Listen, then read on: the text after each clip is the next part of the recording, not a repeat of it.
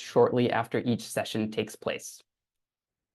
During today's session and during several of the other sessions in this series, we will have presenters speaking in English and some will be speaking in French.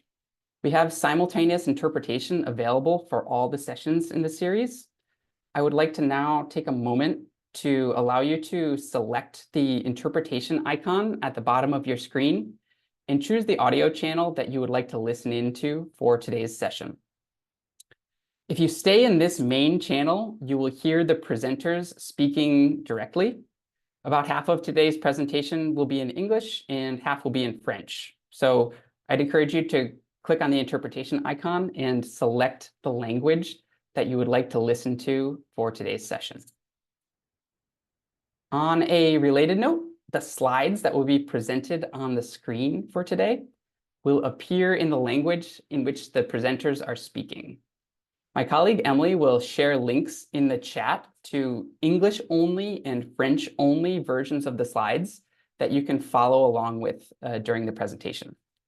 We'll aim to give verbal cues to note when we're progressing to the next slide.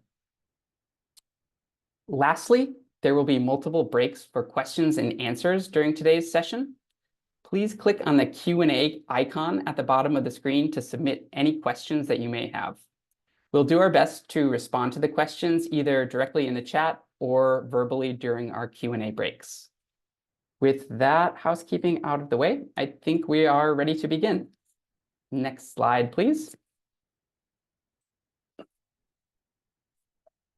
The purpose of this series is to introduce participants to resources and tools that you can use to strengthen the analysis and use of routine health facility data for maternal, newborn, and child health in your work with country stakeholders. Routine health facility data is an important source of information for decision makers to understand service utilization and service quality so that they can identify programs and make evidence-based decisions on policies and resource allocation. In an effort to strengthen the analysis and use of health facility data for MNCH programs, the World Health Organization developed a guidance document and an accompanying resource package that can be used in capacity strengthening workshop settings and webinar settings, such as this one. The guidance document describes a catalog of indicators for MNCH that can be monitored through health information system data. And this document also provides guidance on possible analyses and visualizations for the indicators. The document also includes considerations for program managers for interpreting and using the data for decision-making.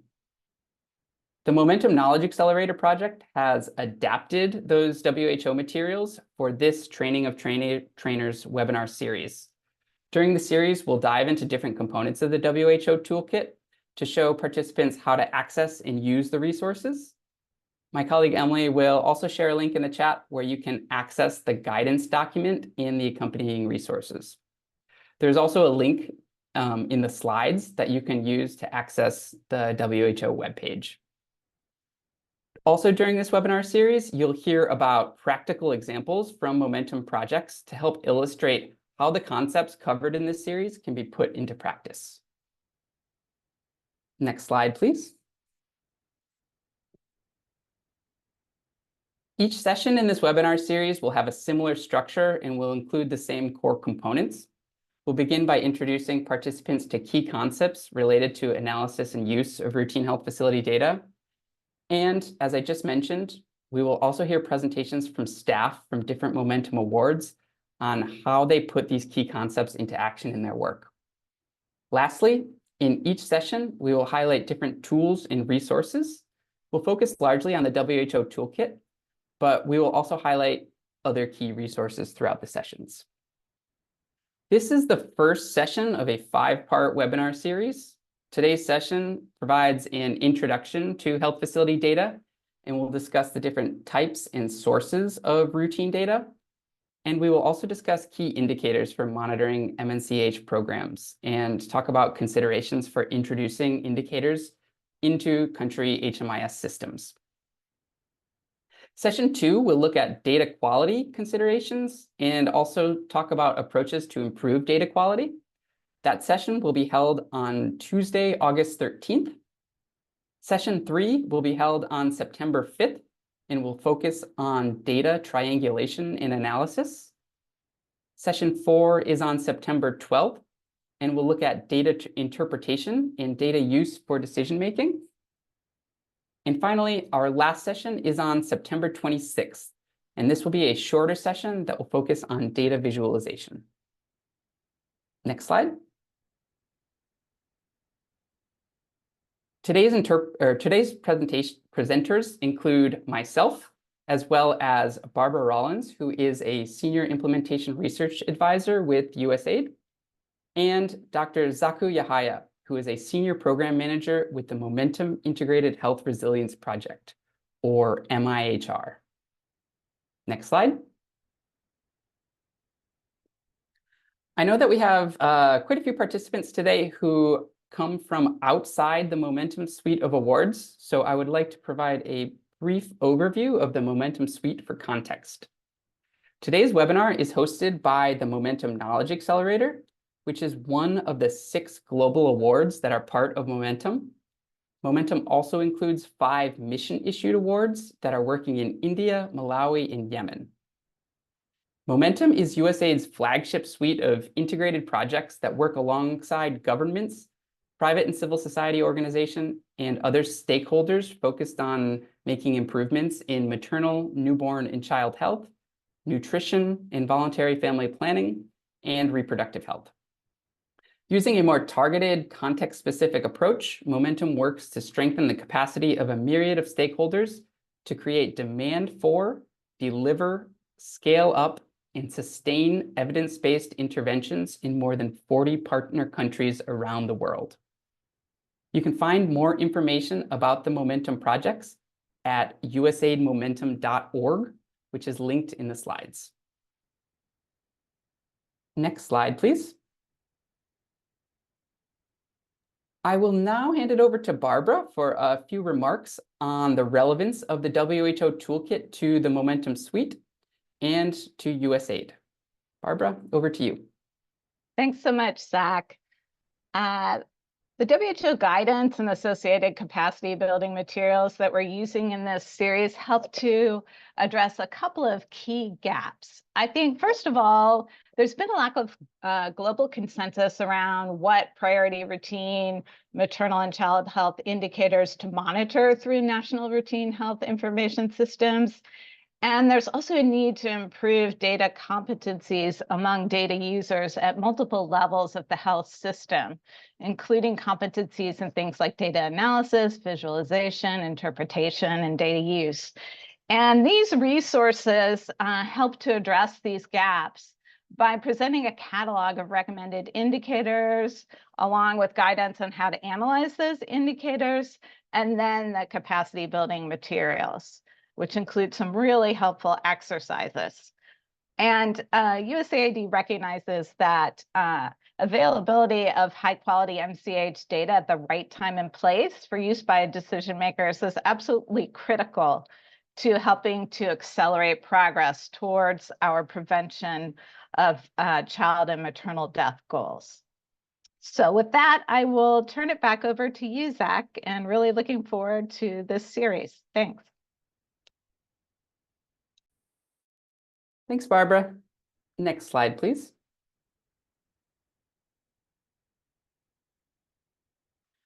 During today's session, we'll introduce you to the WHO guidance document and a few of the companion resources. We'll also provide a brief introduction to WHO's recommended MNCH indicators that can be calculated using routine health facility data. In addition to this, we'll describe how these MNCH-specific resources fit into a broader WHO toolkit for routine health information systems. During the second half of today's session, we will hear from the Momentum Integrated Health Resilience Project about their experience working with the Ministry of Health in Niger to advocate for maternal health indicator inclusion in the routine health information system. Next slide, please.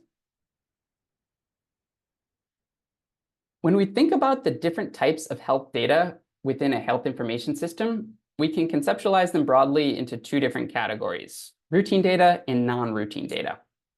Some of the different sources of routine data are things like health facility service utilization data, which comes from the Health Management Information System, or HMIS, commodity stock data from the Logistics Management Information System, or LMIS, disease surveillance data, community-based data, civil registration, and vital statistics are also considered forms of routine data. And lastly, routine data also includes data about human resources and financing and health expenditures. Non-routine data, on the other hand, refers to things like surveys, such as health facility assessments and population and household surveys. The SPA, DHS, and MICS are some of the well-known surveys. Non-routine data also includes things like modeled estimates, such as estimates of stillbirth and child mortality that are produced by the UN Interagency Group for Child Mortality Estimation. And all of this information together in a health information system helps to guide the delivery of health service programs. Each of the different types and sources of health service data serve a different purpose and have their own advantages and limitations. Next slide, please.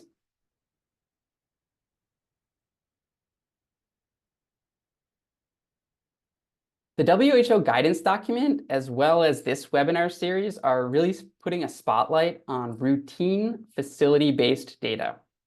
So this type of data are data on services that are provided at clinics, hospitals, or other service delivery points at a given period of time. The system of regular recording, reporting, analysis, presentation of health facility data is known as the Routine Health Information System, or RHIS. This is an acronym we'll hear a lot throughout this webinar series. The RHIS provides a picture of the services delivered in health facilities and the status of the people using the services. This can be used to assess the performance of an individual facility and also to assess service utilization and coverage of interventions in defined populations. RHIS data serves multiple users in a wide range of purposes, including patient and facility management, disease surveillance, resource allocation, and policymaking. Data reported through the RHIS may be referred to as RHIS data, routine health facility data, or simply routine data.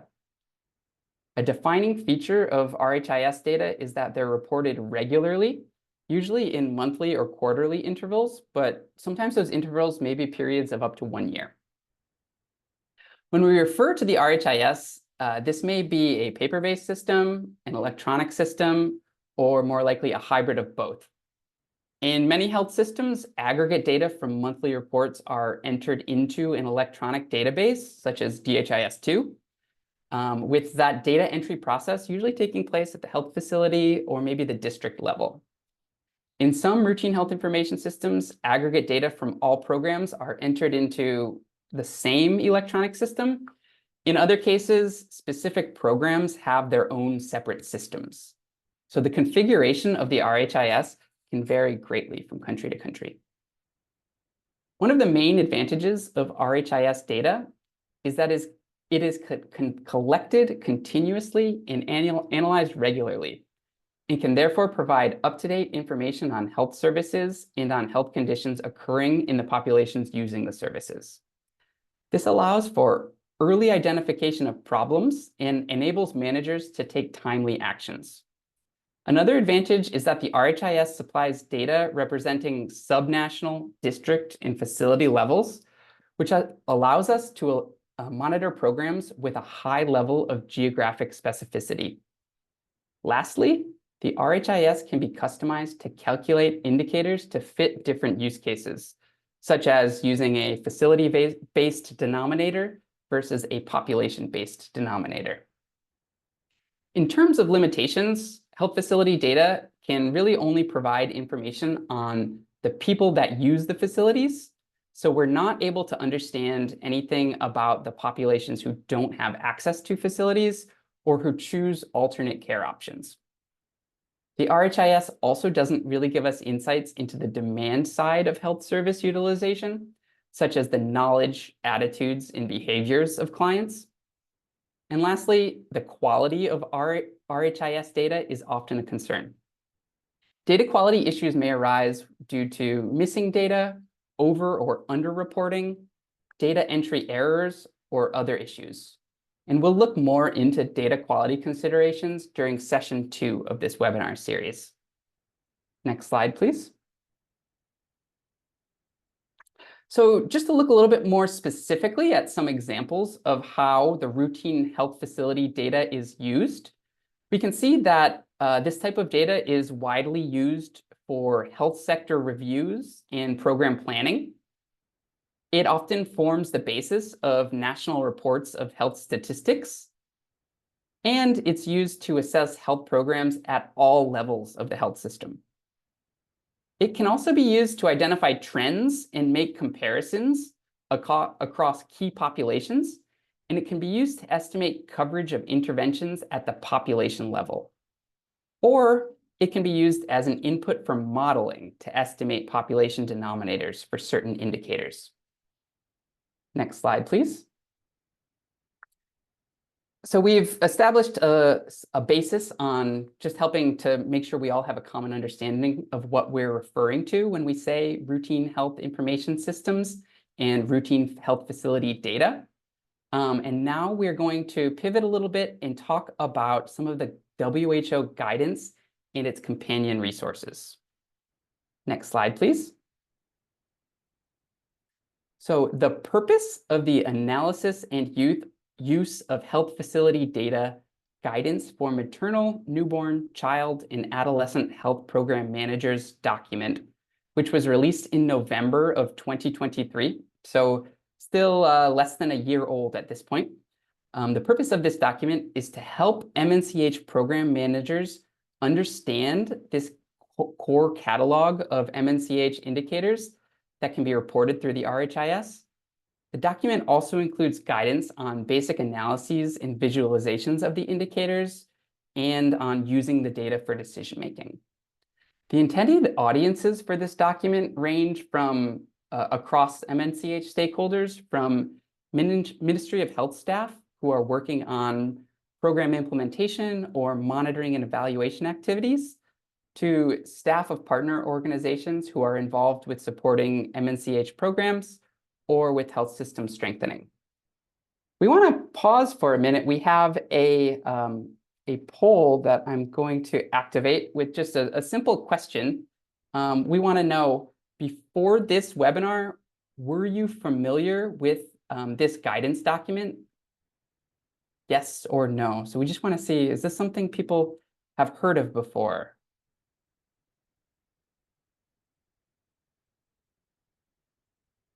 Okay, I'm seeing we're getting a lot of responses in, and it looks like maybe about 3/4 of our audience was not familiar with this resource before the webinar series, and about 1/4 of people had heard of it before. Great, that's interesting. So hopefully those of you who were not familiar with this guidance document will learn a lot from this webinar series. And for those of you who were familiar with this guidance document, hopefully we can go a little bit deeper in your understanding. Next slide, please.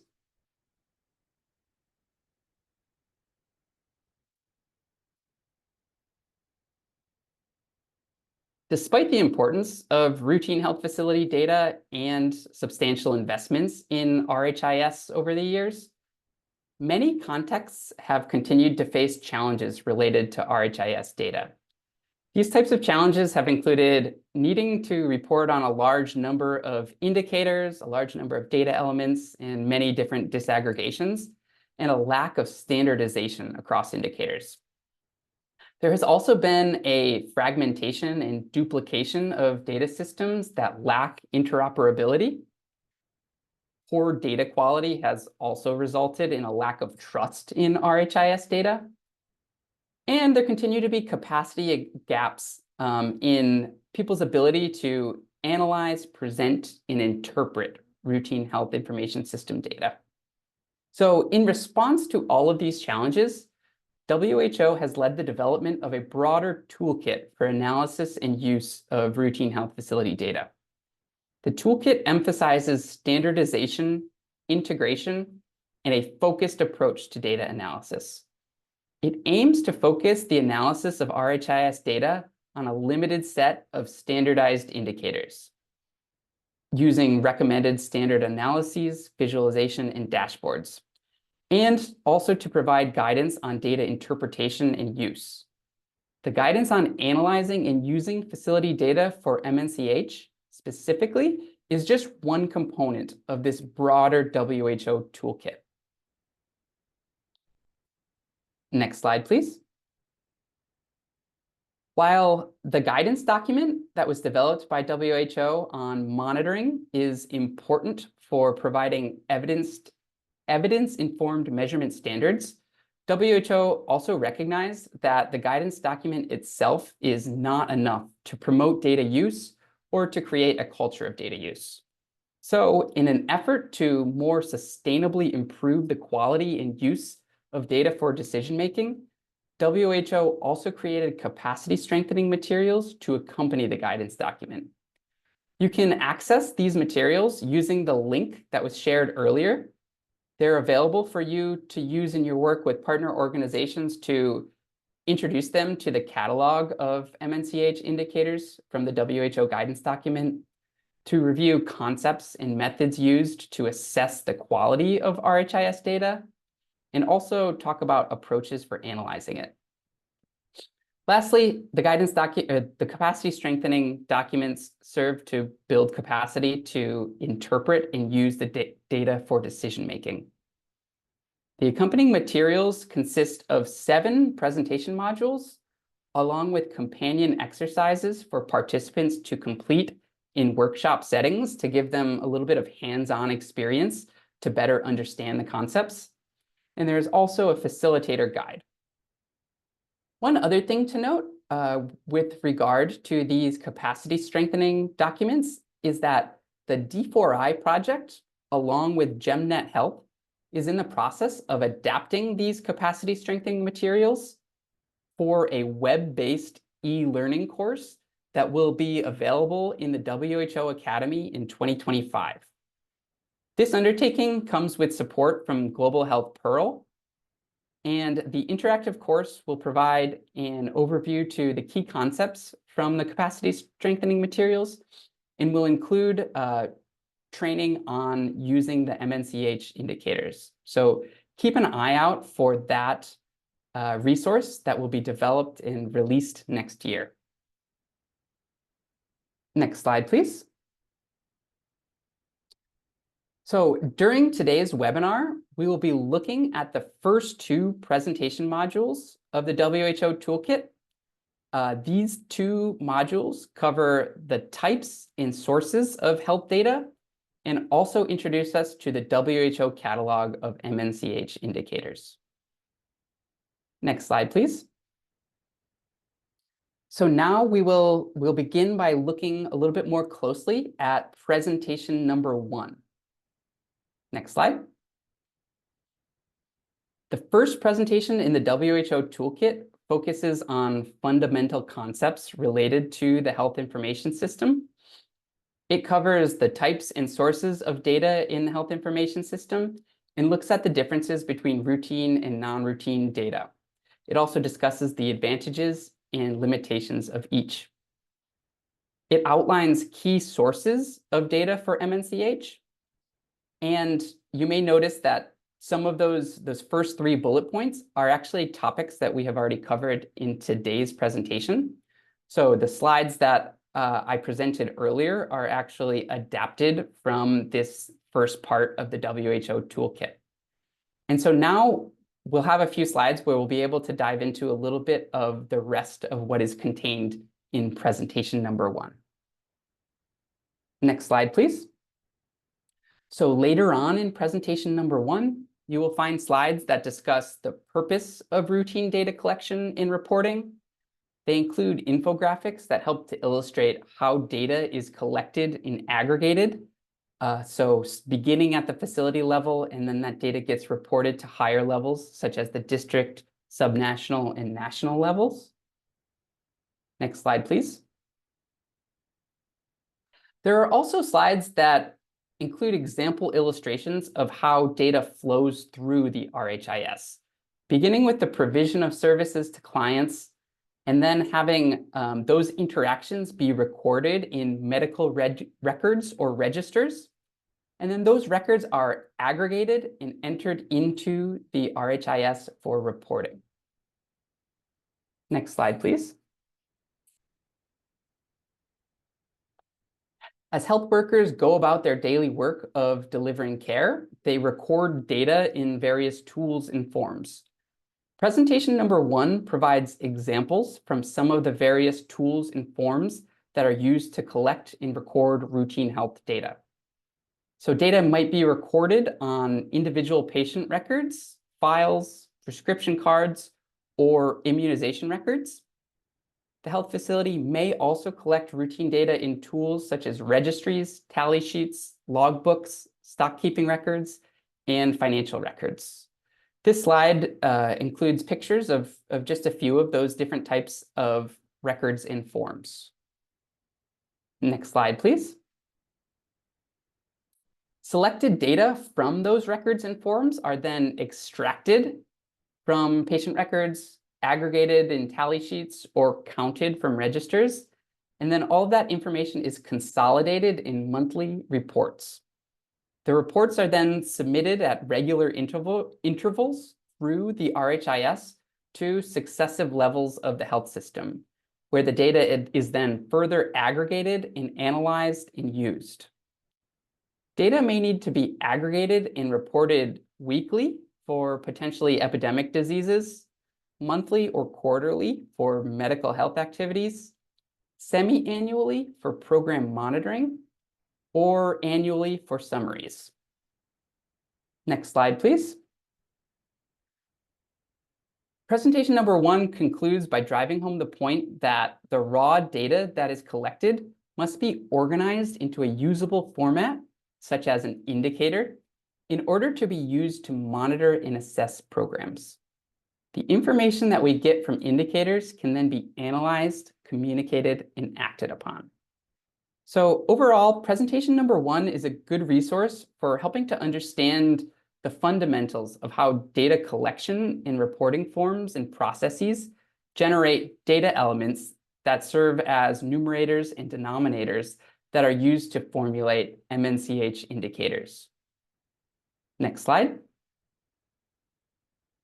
Another great resource for helping stakeholders to understand the routine health information system is Measure Evaluation's Routine Health Information System curriculum. This curriculum was developed several years ago, but the basic concepts that it covers are still applicable in today's context. The resource package consists of 10 training modules with presentations and practical activities, as well as a facilitator's guide. A link to these resources is available in the presentation slides. Next slide, please. And now we will dig into a little bit of what we will find in presentation number 2. Next slide, please. Presentation number 2 is where we're introduced to the catalog of recommended indicators for MNCH. And more importantly, this presentation includes a mapping template that allows countries to map the WHO indicators against what's already being collected in their routine health information system, so that they can understand how you would go about thinking about adding different indicators to your routine health information system based on what you have and what's feasible with your reporting tools and forms. Next slide, please. The WHO indicator catalog groups the indicators into 4 categories. The first is a series of indicators on contacts with health facilities across the MNCH continuum. The second is a group of indicators that covers the content of care during the antenatal, childbirth, and postnatal periods. The third group of indicators covers specific interventions during childhood and adolescence. And the last group of indicators covers institutional mortality in stillbirths. For each of the indicators in the catalog, the guidance document gives a specific definition, a numerator and a denominator, and suggested disaggregations. The MNCH indicators that are recommended in this guidance document are aligned with relevant indicators from other WHO RHIS toolkit program modules. So you can see some of those other modules displayed at the bottom of this slide. Next slide, please. The guiding principles that were used to select the catalog of indicators included making sure that the indicators are applicable to women, newborns, children, and adolescents who are seeking care in health facilities, that the indicators measure evidence-based practices in interventions, that the indicators are relevant across all levels of the health system, and that they're based on aggregated facility-based data. Next slide, please.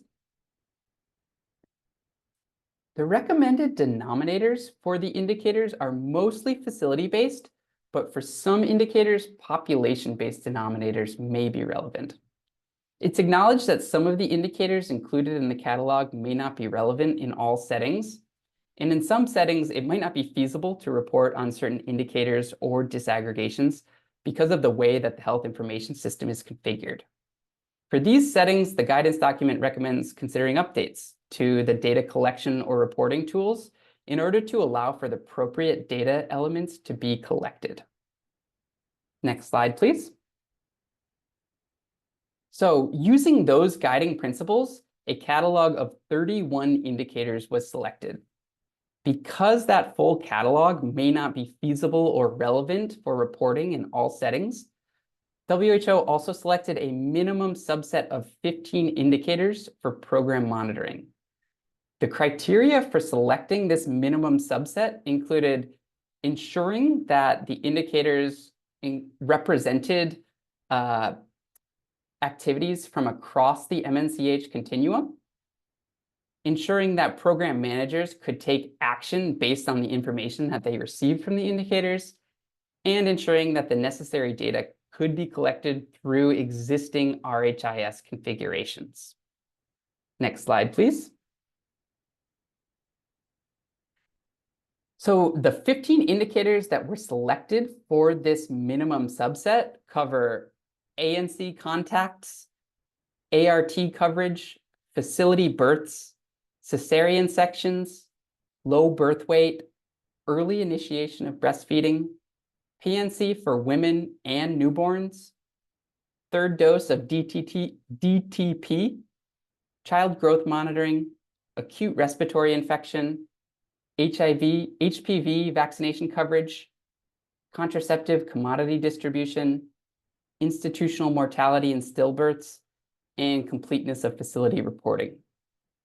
We don't have time today to dig deeply into these indicators, but I recommend reviewing the indicator definitions, computations, and recommended disaggregations that are provided in the WHO guidance document. Next slide, please. Another great resource that we would like to highlight is the Momentum Monitoring, Evaluation, and Learning Framework. This document is available on the Momentum website, and my colleague Emily will be sharing a link to how you can access this document in the chat. The MEL framework describes the momentum theory of change, the learning agenda, its measurement, analysis, and synthesis approach, as well as the suites approach for dissemination and data use. This document includes an appendix with recommended indicators for momentum awards. These indicators are very closely aligned with the catalog of WHO recommended indicators that we just reviewed on the last slide. This document is an excellent resource for momentum and non-momentum staff alike, and we encourage you to check it out. Next slide, please. So presentation number 2 concludes with considerations for integrating indicators from the WHO toolkit into national systems. In general, the process should begin with comparing the indicators in the WHO guidance to the indicators that are currently reported in the national system. Specifically, we want to compare the numerators and denominators, and also to take note of any similar or proxy indicators that are currently reported in the national system. The next step is to review the data collection and reporting forms where the data elements are captured, so that we can understand if the necessary data elements can be captured and reported, and from which registry they would be reported. The third step is to consider which indicators can or should be added to the national system, and also to consider how they could be added. The WHO toolkit, as I mentioned earlier, contains a mapping template, an Excel file that you can use to complete this type of exercise. Next slide, please. If an indicator is not, after you undertake that mapping exercise, you find that an indicator is not currently reported in the national system, but the necessary data elements are, you would need to coordinate with the Ministry of Health to identify when the national indicator catalog will next be updated and request for that indicator to be added in the next update. If the indicator or necessary data elements aren't in the national system, but they are in the existing data collection tools, you would need to coordinate with the ministry to see if those data elements could be aggregated from the existing tools and included in the RHIS. And then lastly, if the data elements are not being captured in existing tools, you would need to understand when the tools will next be updated and advocate for them to be modified so that they can capture the necessary data elements. This sort of undertaking would likely require a pilot testing period at a district or subnational level before those type of changes are rolled out more broadly. All of this, of course, is a simplification of what this indicator integration process looks like. For the remainder of today's session, we will hear from the Momentum Integrated Health Resilience Project about their experience advocating for the introduction of indicators into the RHIS in Niger. Next slide, please. However, but before I turn it over to Dr. Zaku Yahaya, we will pause for a moment for Q&A.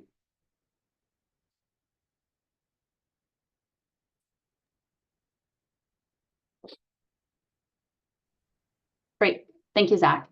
There are a few questions in the Q&A so far.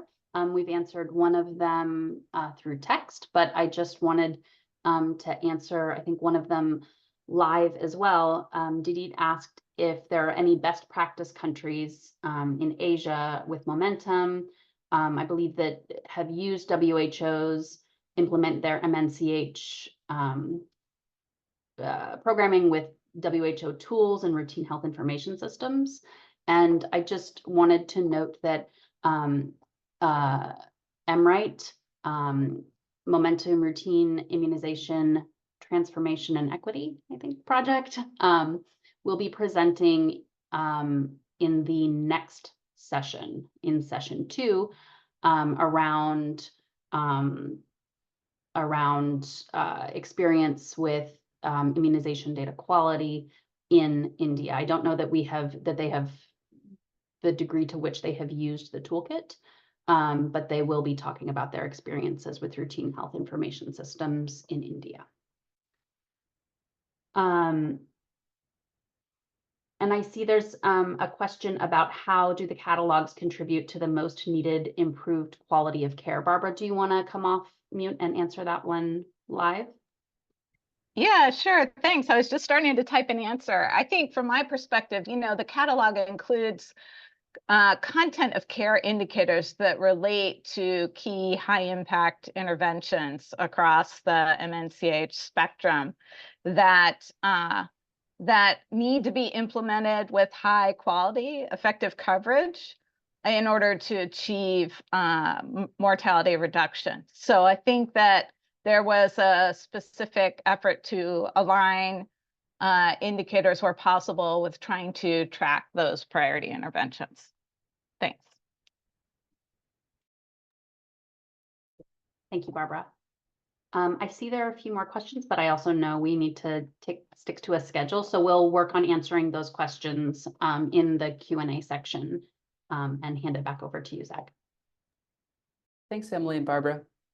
Next slide, please. So now I will hand it over to Dr. Zaku Yahaya to talk a little bit about MIHR's experience with indicator integration in Niger. Before I hand it over, I would also just plug a reminder for if you have been listening to this presentation in the main channel, that we will be switching languages now from English to French. So if you would like the interpretation from French into English, please go ahead and click on the interpretation icon at the bottom of your screen and choose the English channel. So with that, I will hand it over to Dr. Zaku.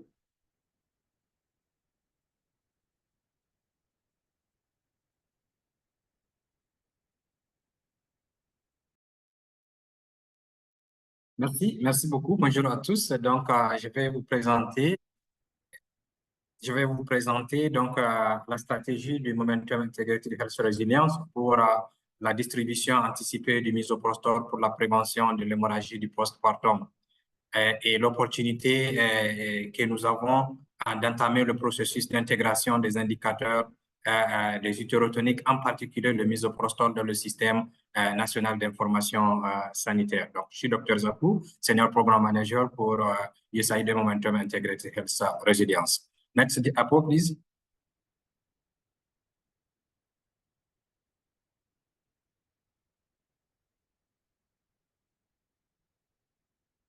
Donc, nous allons suivre le plan suivant une introduction, parler des interventions, donc des activités mises en œuvre par MIHR dans le cadre de cette activité et les résultats et les leçons apprises et parler des défis et l'approche qui a été utilisée pour le plaidoyer en cours dans le cadre de l'introduction donc de ces données dans le DHS2.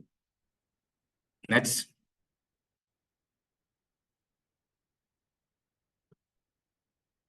Nous allons parler donc du contexte de façon générale. La recommandation de l'Organisation mondiale de la santé sur l'utilisation des utérotoniques, qui est un médicament essentiel utilisé pour la prévention donc de l'hémorragie du postpartum. Bien sûr qu'il est utilisé pour d'autres aspects avec d'autres vertus, mais dans ce cadre, nous allons nous focaliser sur son rôle dans la prévention de l'hémorragie du postpartum. Donc, l'utilisation du misoprostol par voie orale est recommandé par l'Organisation mondiale de la santé dans les établissements de santé afin donc de prévenir l'hémorragie du postpartum où l'ocytocine n'est pas disponible. Donc, de façon générale, l'ocytocine est recommandée comme premier choix, mais dans les formations sanitaires où l'ocytocine n'est pas disponible, on peut utiliser donc le misoprostol dans le cadre de prévention de l'hémorragie du postpartum. Le misoprostol peut être utilisé par les agents de santé au niveau périphérique et les agents de santé non professionnels pour prévenir l'hémorragie du postpartum dans le contexte où le personnel de santé qualifié n'est pas disponible au cours de l'accouchement pour administrer les utérotoniques injectables. Il y a plusieurs défis de façon globale qui ressortent de cette distribution anticipée du misoprostol pour l'accouchement à domicile, notamment l'abus d'usage des médicaments ou la prise prématurée de ce produit dans ce cadre où l'utilisation pour provoquer un avortement et également le manque de capacité à diagnostiquer une grossesse multiple puisque l'usage doit être fait après donc la sortie donc du ou des fœtus. Et le misoprostol n'est pas enregistré par certains pays pour l'utilisation à domicile. Et il y a un manque de directives et de formation pour les personnels de santé et parfois une connaissance limitée des agents de santé au niveau communautaire concernant le misoprostol, son importance et également son usage. Next, please.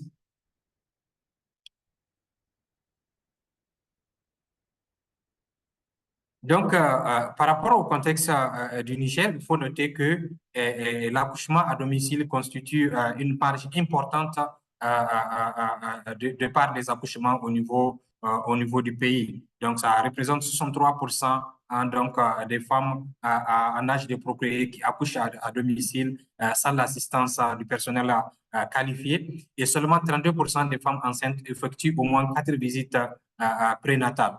Donc, l'hémorragie du postpartum constitue une cause importante jusqu'à près de 7% du taux de décès et maternels qui sont enregistrés à travers le pays. Donc, selon les données de l'annuaire statistique 2022. Diapo.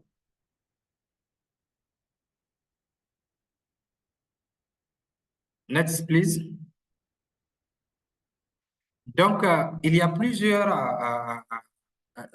éléments qui entourent donc la distribution et l'utilisation du misoprostol dans le contexte du Niger, notamment les rumeurs et des informations incomplètes sur l'utilisation appropriée donc du médicament.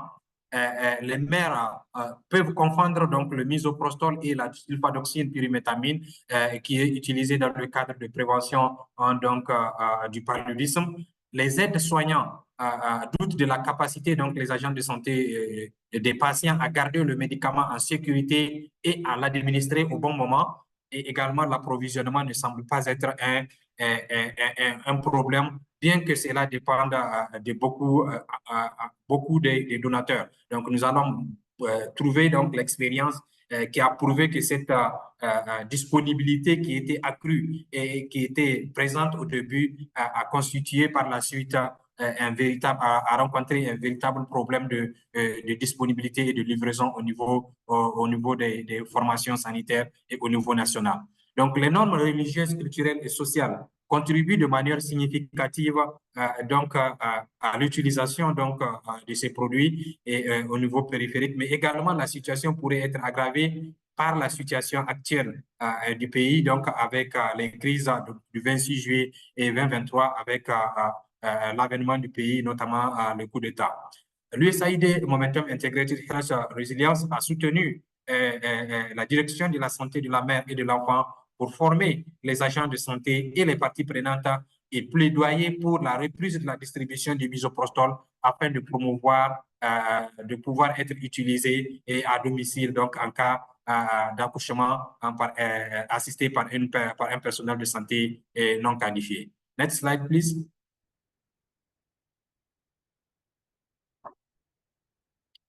Next slide, please.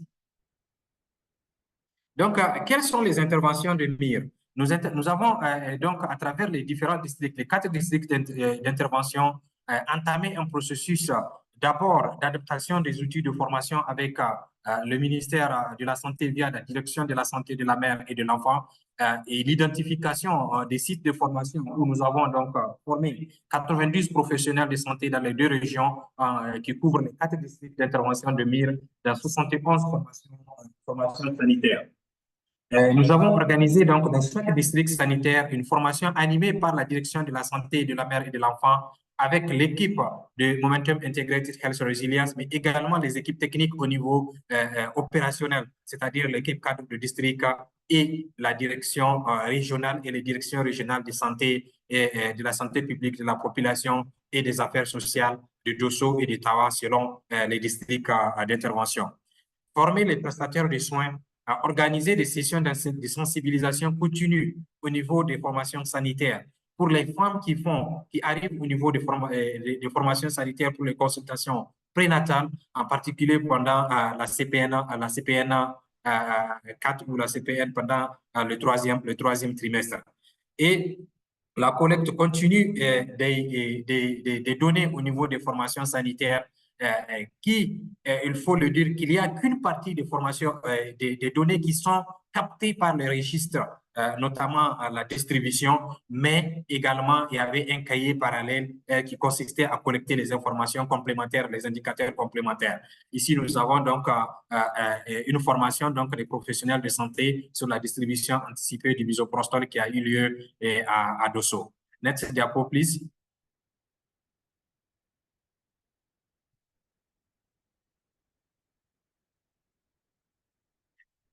Et Les agents commencés aussitôt après la formation ont établi au niveau des formations sanitaires un plan de distribution du misoprostol qui intègre non seulement la sensibilisation, l'orientation du personnel de santé qui n'a pas pu bénéficier de formation au cours des orientations faites avec la direction de la santé de la mère et de l'enfant, mais également une distribution continue sur la base de leur planification et des activités de consultation prénatale, en particulier pour les femmes qui arrivent au niveau des CPN au dernier trimestre.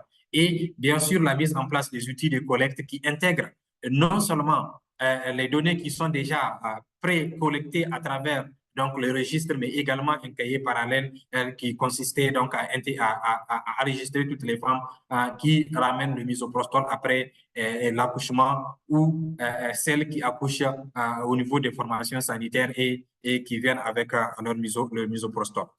Et le soutien à la mise en œuvre des plans de distribution par le CSI à travers donc, la supervision et le suivi continu et par l'équipe cadre de district sanitaire. Et donc, après ces 4 formations sanitaires, nous avons engagé donc un processus pour la formation qui est un peu plus récente de 24 agents de santé dans le district sanitaire de Tibiri et qui n'ont pas encore commencé la distribution. Nous allons voir un peu plus tard pourquoi.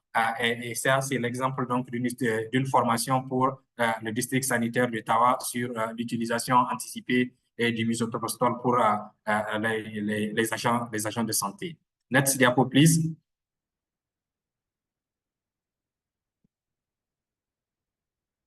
Donc, nous avons soutenu la création des demandes au niveau des formations sanitaires et au niveau communautaire et la mise en place des plans d'action communautaires, surtout avec des sensibilisations continues sur cette possibilité et en particulier pour les femmes qui accouchent à domicile et le danger que constitue l'hémorragie du postpartum tout en expliquant à la communauté que le meilleur endroit pour accoucher est la formation sanitaire. Mais s'il arrive pour une raison ou pour une autre qu'il y ait accouchement en dehors de la formation sanitaire ou en dehors de la présence d'un personnel de santé qualifié, voilà le produit qu'il faudra utiliser et seulement après la sortie des fœtus. La mobilisation et la formation des agents communautaires sur la sensibilisation de pair à pair des agents de santé communautaire et l'intégration donc des lead majeurs sur la sensibilisation à l'utilisation du misoprostol. Il faut peut-être recadrer en expliquant que au Niger, la distribution ne se fait qu'au niveau des formations sanitaires. C'est seulement les agents de santé qui ont pour le moment le droit de distribuer le misoprostol. Et la sensibilisation peut être faite en relais par les agents de santé communautaire et les relais communautaires. Donc, jusque-là, la distribution est faite au niveau des formations sanitaires au cours des CPN au dernier trimestre, avec bien sûr la sensibilisation qui continue et qui peut être faite par les relais communautaires. Cela aidera la communauté et les femmes enceintes à connaître l'importance du misoprostol, à savoir quand et où se procurer, mais également comment utiliser le misoprostol en cas d'accouchement à domicile. Diapo.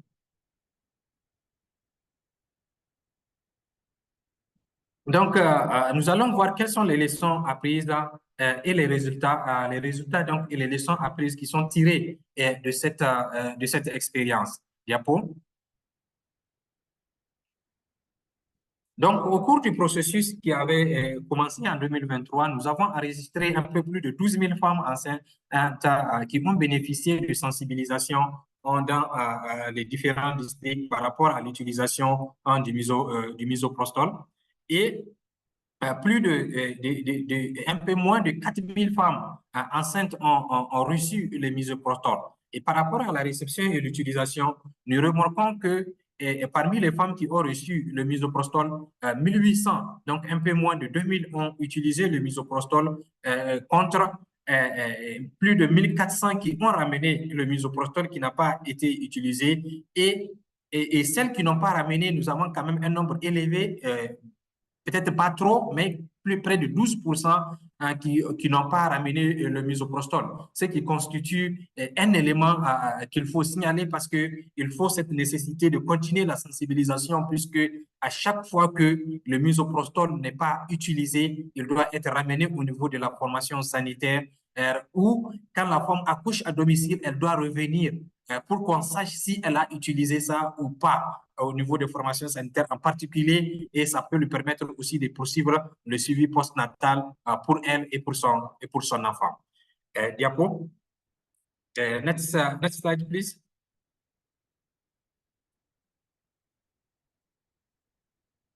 Quelles sont les leçons apprises?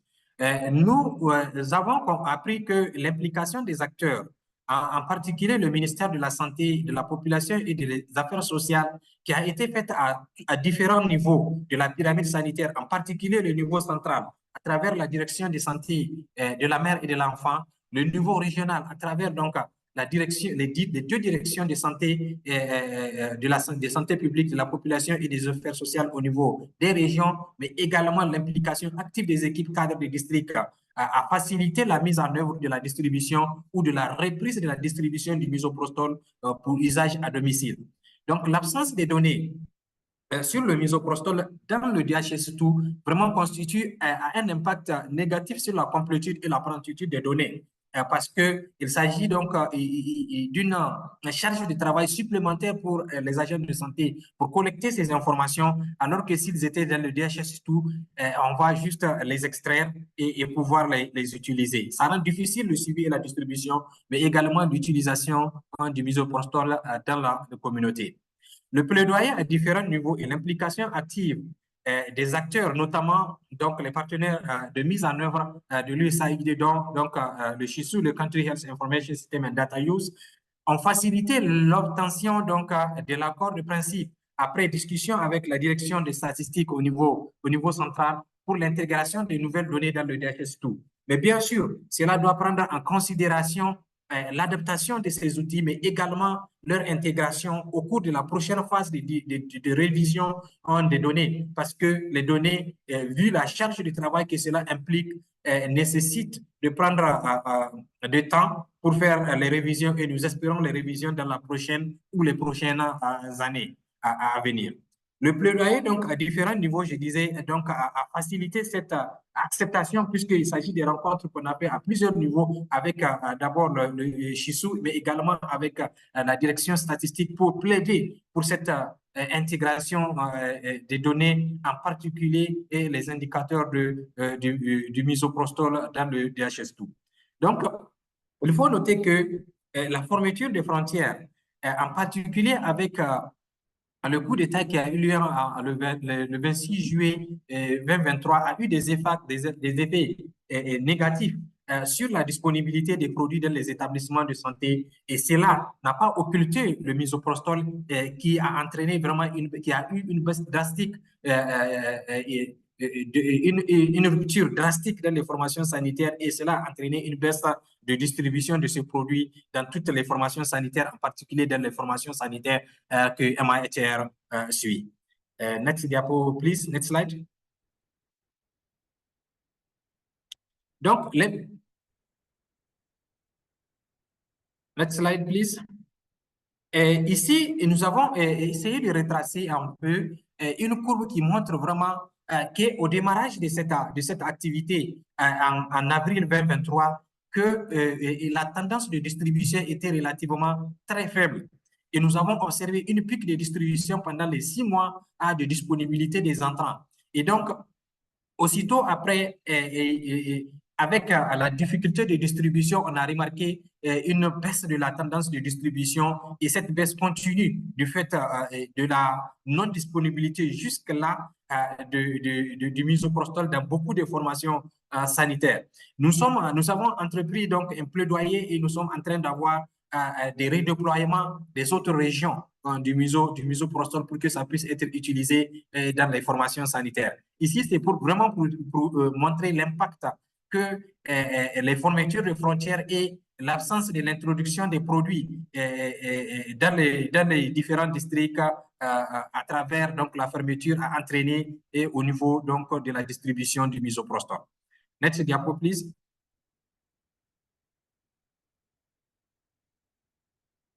Next slide, please. Les défis, c'est la disponibilité du misoprostol. Je disais tantôt, ce qui ne constituait pas un problème en début de cette activité a été par la suite le vrai boulot d'étranglement de la mise en œuvre de cette activité, notamment avec la rupture du stock qu'on a observé 6 à 7 mois après le coup d'État. Les indicateurs donc de suivi de la distribution du misoprostol ne sont pas disponibles dans la plateforme DHS2. En particulier, donc, la saisie régulière des indicateurs relatifs au misoprostol permettrait aux parties prenantes d'y accéder facilement et d'assurer un suivi régulier de son utilisation en correcte. D'où donc cette approche de plaidoyer que nous avons entamée. La collecte des données par les points focaux des districts dans le cadre d'indicateurs pour les prestataires recensés, le processus est inconsistant et long, ce qui rend l'obtention des données complètes difficile pour avoir les données à jour. Donc, au niveau institutionnel, les outils de sensibilisation doivent être mis à jour et le matériel de formation destiné aux agents de santé est en cours d'actualisation. Donc, ce processus a été finalisé il y a quelques semaines avec la mise à jour donc, de modules de formation une seconde fois et qui prend en compte les outils de sensibilisation. Et Momentum Integrated Health Resilience a financé, a appuyé donc la direction de santé de la mère et de l'enfant il y a quelques jours à mettre en place des algorithmes et des outils de sensibilisation plus poussés donc, pour être mis à disposition pour continuer vraiment ce processus de distribution du misoprostol au niveau communautaire. Ces outils sont en train d'être encore disséminés. Cet outil revu, je disais, sont en train d'être disséminés au niveau des différentes formations sanitaires. Next slide, please. Quelle est l'approche qui a été utilisée par MHR pour l'intégration donc des données dans le DHS? D'abord, nous avons engagé des discussions avec les différents districts sanitaires pour plaidoyer et réunions avec les DRSP pour montrer donc l'ampleur et la nécessité d'avoir des hétérotoniques, y compris le misoprostol. Il s'agit donc de prendre le taureau par le corps et commencer par les bases pour qu'ils comprennent l'intérêt et qu'ils suscitent cette adhésion dès le début. De recueillir leur avis sur la procédure pour assurer la collecte des données, recueillir leurs recommandations et engager des discussions avec les différents partenaires, notamment des rencontres continues avec les implementing partenaires, en particulier avec Chisou pour parler d'une seule voix et avoir donc une phase de discussion commune, faire un seul langage pour recueillir donc l'avis des uns et des autres avant d'engager le processus et se conformer à la procédure à suivre pour avoir les données dans le DHS2. Et mise à jour de la liste des indicateurs, nous avons discuté des différents indicateurs pour la mise à jour, en particulier l'intégration donc du misoprostol et à partager avec les différents districts pour que ces indicateurs soient pris en compte dans le DHS2. Et donc, le suivi de l'intégration, de la mise en œuvre, l'intégration des données de misoprostol dans le DHS2. Next slide, please.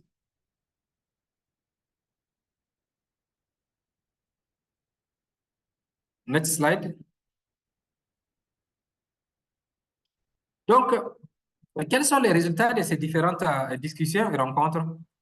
Il s'agit de démontrer que la collecte de données n'est pas très efficace dans les formations sanitaires en dehors du DHS2, qui constitue vraiment l'outil principal de collecte de données du ministère de la Santé. De recueillir leurs avis sur la procédure à suivre pour assurer la collecte des données de façon générale et comprendre pourquoi la collecte n'est pas efficace. Et l'une des raisons vraiment qui était ressortie dans les discussions était l'absence des données de le DHS2. Et recueillir bien sûr les recommandations des différentes DRSP, dont la principale est de discuter avec les districts sanitaires pour s'assurer que les données sont prises en compte dans le DHS2 et susciter leur engagement dans la prévention et la gestion des hémorragies du postpartum.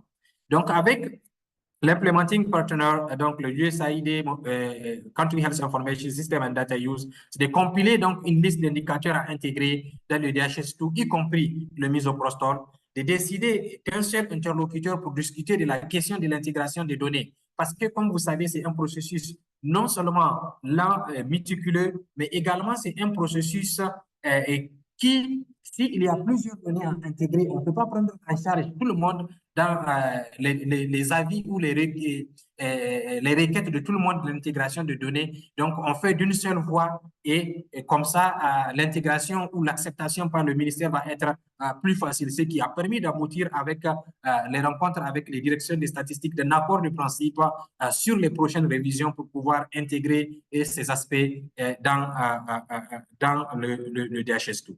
Next slide, please.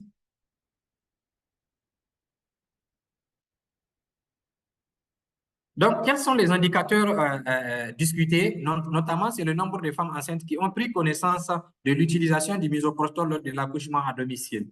Ces informations existent déjà dans les outils de sensibilisation du ministère de la Santé de façon générale, les outils HAR, parce qu'il y a une page dans le summary, donc le résumé des sensibilisations où on retrace les différents thèmes qui ont été développés et au profit des bénéficiaires dans le cadre des sensibilisations.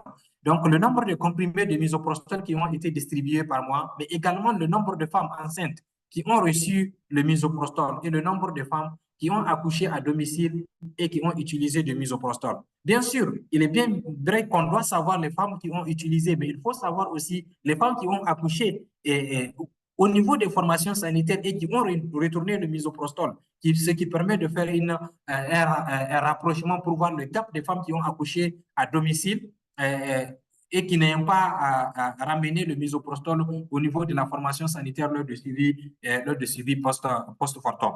Ces indicateurs, next slide please.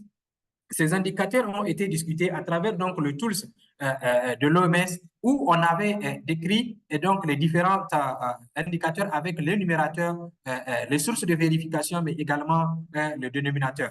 Donc, et vous avez donc, par rapport au nombre de femmes qui ont été sensibilisées, c'est de voir parmi les femmes qui ont bénéficié des CPN 4, combien ont été sensibilisées. Donc, le numérateur va être les femmes qui ont été sensibilisées et le dénominateur, le nombre de femmes enceintes qui ont bénéficié, le nombre de femmes enceintes qui ont bénéficié d'une CPN 3. Donc, les sources de vérification, c'est les fiches de synthèse des rapports d'information, éducation et communication des formations sanitaires et également les cahiers de suivi des CSI pour les distributions de misoprostol. Donc, le nombre de comprimés de misoprostol distribués est par mois et le nombre de femmes enceintes ayant reçu le misoprostol pour la prévention de l'hémorragie du postpartum, où on peut trouver les données, donc les sources de vérification dans les registres des CPN et également les cahiers de suivi et mise à disposition des formations sanitaires. Et également les femmes enceintes qui ont accouché à domicile et qui ont utilisé le misoprostol. Donc, c'est le nombre de femmes ayant accouché à domicile comme numérateur et le nombre de femmes ayant accouché à domicile et qui ont utilisé le misoprostol. Donc, cela nous permettra d'avoir un taux pour voir combien de femmes qui ont accouché, parmi les femmes qui ont accouché à domicile, quel est le pourcentage de celles qui ont réellement utilisé le misoprostol pour voir le taux d'adhérence par rapport à l'utilisation de ce produit. Également, c'est des fiches de suivi des relais communautaires et également des fiches de suivi des CSI qui peuvent nous permettre de vérifier ces informations. Et également, le nombre de femmes qui ont accouché et n'ayant pas ramené le misoprostol. Donc, à travers donc, les formations des relais communautaires et le tracking tools qui a été soumis aux relais communautaires, ça permet donc de voir d'abord les femmes qui ont été recensées, toutes les femmes qui ont été recensées et celles qui ont réellement reçu le misoprostol. Donc, voilà de façon ramasser. Next slide, please. C'est que nous voudrons partager avec l'audience par rapport donc à l'utilisation du misoprostol et le plaidoyer que MIH Momentum Integrated Health Resilience avait engagé pour la mise en place et l'intégration donc de cet indicateur dans le DHS2. Merci. Next slide, please. C'est la fin. Merci beaucoup. Et si vous avez des questions, n'hésitez pas. Au revoir. Thank you so much, Dr. Zaku. That was a wonderful presentation. Lots of really rich information. And we have a number of questions in the chat, or excuse me, in the Q&A that I would like to put up to you. So one of them that I think is really important that Barbara answered in the chat already, but I'd like to pose it to you as well. One participant makes a great point about the burden of adding more indicators to information systems and the possibility of over measurement. And that person asked, should all indicators in the WHO guide be added, or, is it up to the country's Ministry of Health and institutions to decide what indicators to prioritize given the measurement costs versus potential for impact? So just would love to get your perspective on the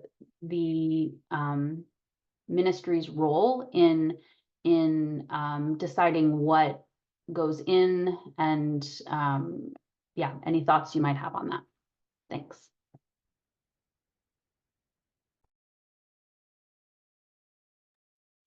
Merci beaucoup. Je pense que j'avais déjà signalé cette question de on ne peut pas prendre en compte les requêtes de tout le monde, en particulier quand il s'agit des données.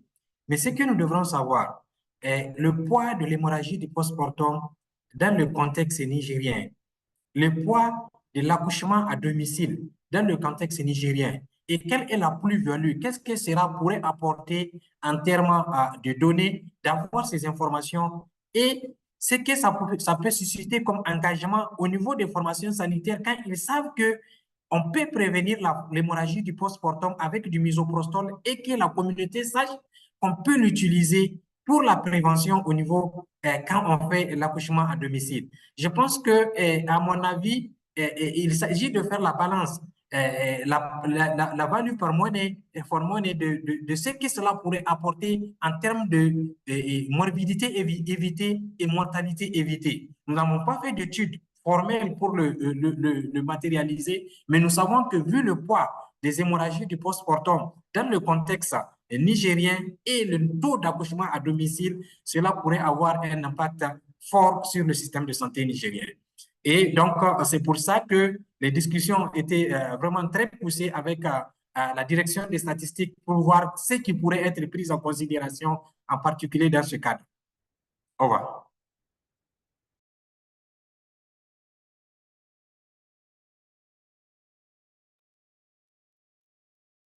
Wonderful. Thank you. The next question, there was a question about, and this is more about kind of resources you might have to share.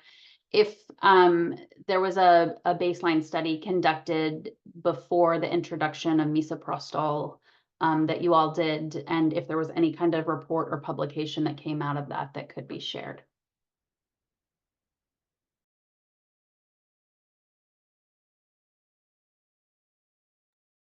Merci beaucoup. Je ne dirais pas une étude à notre niveau. Par contre, nous avons fait une analyse des formations sanitaires pour comprendre quels sont les enjeux, quels sont les différents boosters et les facteurs limitant l'utilisation du misoprostol au niveau donc des formations sanitaires. Et ceci a fait l'objet d'une présentation qu'on avait suivie avec les différents collègues pour mieux comprendre quels sont les différents indicateurs et ce que cela comportait comme risque par rapport à l'utilisation, ce que cela pourrait constituer comme frein par rapport à l'utilisation de l'hémorragie du post-mortem. Oui, il y avait une analyse initiale qui avait été faite. Merci.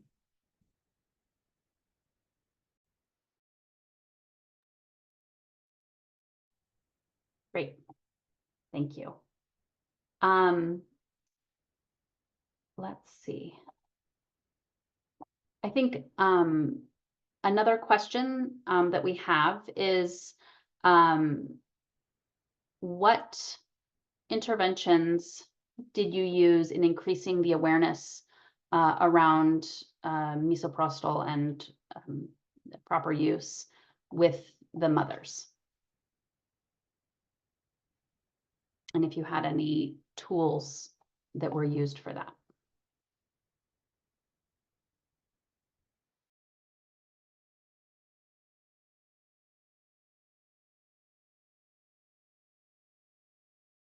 I believe you're still on mute, though.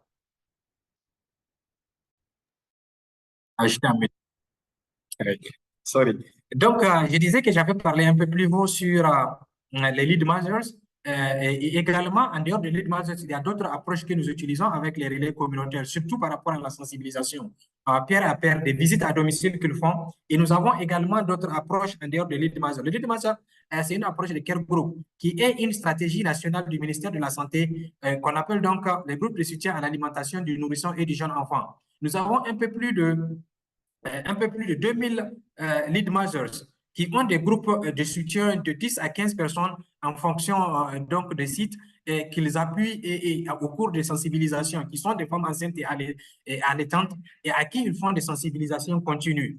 Et également, nous avons une approche qu'on appuie à travers donc, le paquet promotionnel et préventif du ministère de la Santé, à travers donc l'approche First Time Parent, qui est l'approche parent pour la première fois, qui intègre les activités de sensibilisation, y compris l'utilisation du misoprostol. Et bien sûr, nous appuyons un peu plus de 250 relais communautaires qui font des activités de sensibilisation avec des visites à domicile dans les différentes formations sanitaires. Ces relais communautaires ont suivi au cours de leur formation dans le cadre donc du module intégré et la prise en charge, mais également la prévention de tous les aspects, la prise en charge pour les maladies courantes, notamment la diarrhée, les infections respiratoires et le paludisme, mais également la composante du paquet professionnel et préventif qui intègre donc des différentes sensibilisations, y compris la sensibilisation sur l'utilisation du misoprostol. Donc voilà de façon ramassée ce que je dirais par rapport à cette question sur les approches et les outils utilisés sur la prévention de HPP. Au revoir.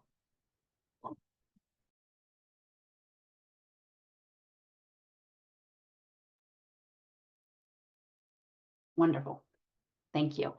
Another question that came in asking how often are tools revised in Niger and about the duration of the project. And then a follow-up question, I assume maybe that means indicators within the routine health information system. But then the follow-up question is if these indicators are already in the Ministry of Health's indicator catalog.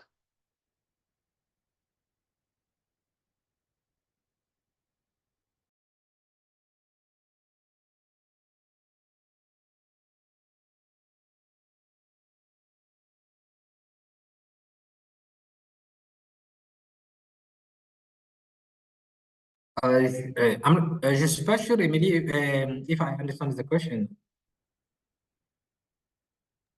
Yes, please.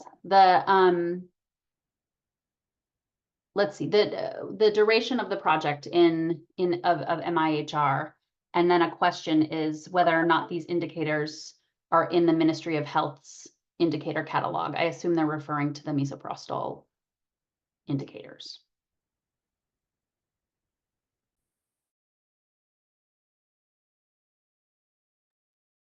OK.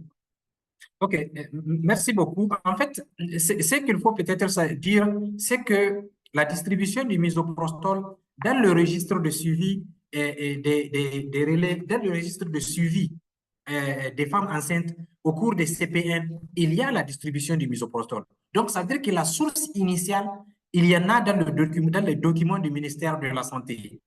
Par contre, c'est dans le DHS2 que l'élément ne figurait pas. C'est ça la première question. L'idée pour nous, c'est qu'au moins c'est l'information qui est dans les registres de suivi des.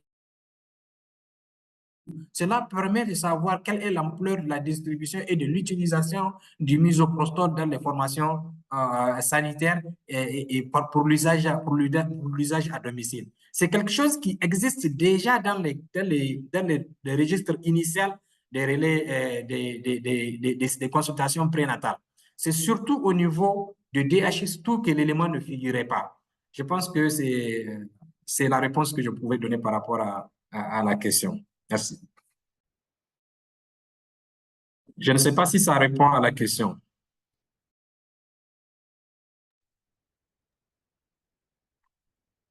No, I think that's great. Thank you, Dr. Zaku. And then I think maybe one of the final questions is around the role of the private sector in this providing data on misoprostol and your experience potentially engaging the private sector in this work or any thoughts you might have about that. Bon, de par mon expérience, le secteur privé au Niger, de façon générale, a vraiment des difficultés dans la traduction et la mise à disposition des données en particulier. Et nous n'avons pas travaillé avec le secteur privé au début, mais tout récemment, nous avons entamé un processus d'activité avec le secteur privé, mais qui focus sur la planification familiale. C'est un processus qui est encore au stade de début, qui n'a pas totalement finalisé, mais c'est vraiment en cours. Et nous espérons que cela va améliorer les données. Et pas que MHR, il y a Momentum Private Health Delivery qui fait aussi des activités avec les formations sanitaires. Et nous espérons que ça va améliorer les données au niveau des formations, au niveau de reporting, au niveau des formations sanitaires. Mais vraiment, ça constitue un vrai challenge. Ça, je le reconnais. Merci. Wonderful. Thank you. I think that concludes our Q&A section. Thank you everyone for your wonderful questions. We'll do our best to look through any questions that weren't answered and try to respond to those by email or after the session. With that, I think I will turn it back over to Zach. Thank you. Thanks, Emily. I just want to thank Dr. Zaku and Barbara for joining us today and providing your really insightful inputs and comments. I think this has made for a really interesting and engaging session. And I want to thank all of the participants for joining us today and for your really thought-provoking questions. Next slide, please. So just before we end for today, I want to remind everyone that this was the first session of a 5-part webinar series. So we encourage you to join us for the subsequent sessions and the remainder of the sessions in this series. The next session will take place on August 13th beginning at the same time of day that this session did. And that session we'll talk about data quality. Next slide, please. And so that is all we have for today. We will conclude this session. Thank you very much for joining us.